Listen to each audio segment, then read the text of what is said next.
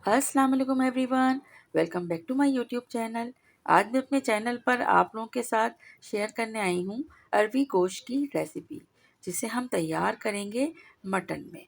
बहुत ही मज़े का बन के तैयार होता है।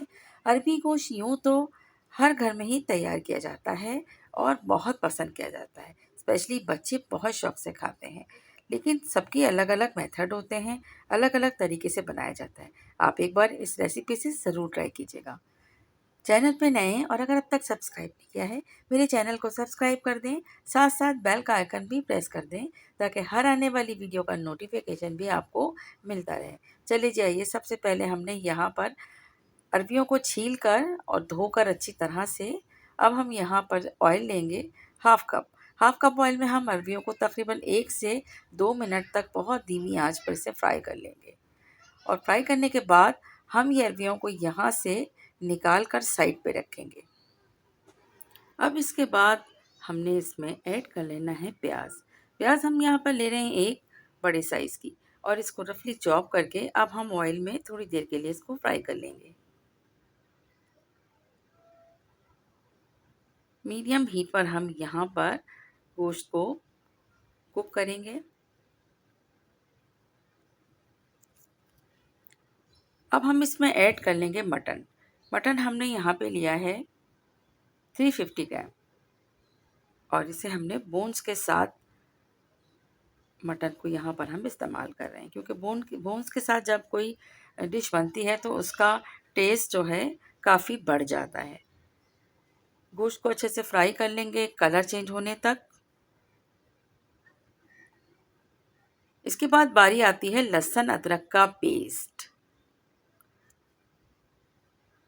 लहसुन अदरक का पेस्ट यहाँ पर हम ऐड करेंगे 1 टेबल स्पून भर के, और लहसुन अदरक के पेस्ट के साथ ही गोश्त को हम तकरीबन 1 मिनट तक अच्छी तरह से फ्राई कर लेंगे।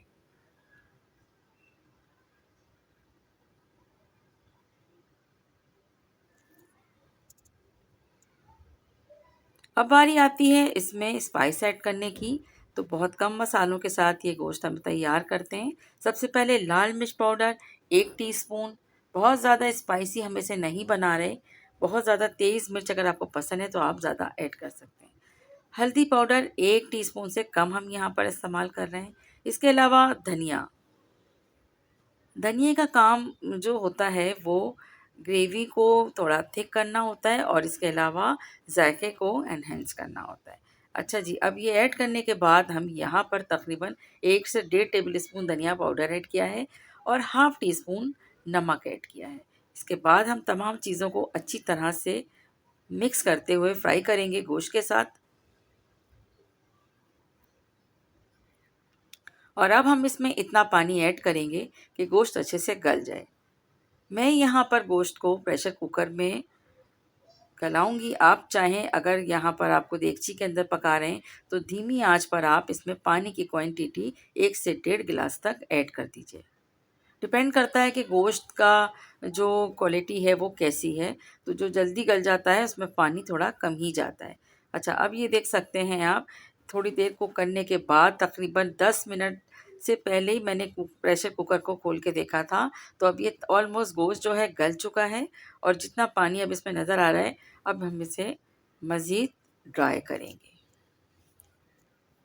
यानी इसे अच्छी तरह से मसाले को गोश्त के साथ हम भून लेंगे।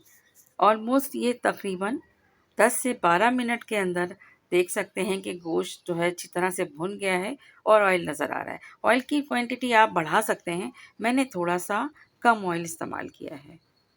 अब ज़रूरी भी नहीं होता कि आप हर चीज़ में बहुत ज़्यादा ऑयल इस्तेमाल करें, टेस्ट में कोई फ़र्क नहीं पड़ता। अच्छा, यहाँ पर हमने अरवी ऐड कर दी हैं जो हमने फ्राई करके रखी थी, और साथ साथ 2 से 3 अदद हरी मिर्च। दोनों चीज़ों को 1 मिनट तक अच्छी तरह से मिक्स करते हुए हम भूनेंगे, और उसके बाद हम इसमें इतना पानी ऐड करेंगे कि अरवियाँ गल जाएँ।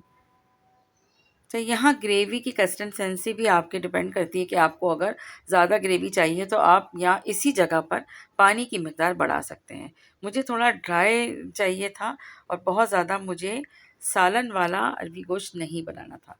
इससे पहले मैंने रेसिपी बनाई थी, उसमें मैंने सालन वाली रेसिपी बनाई थी और ये थोड़ा-सा ड्राई है। बहुत मज़े की बनती है, एक बार आप लोग ज़रूर ट्राई कीजिएगा।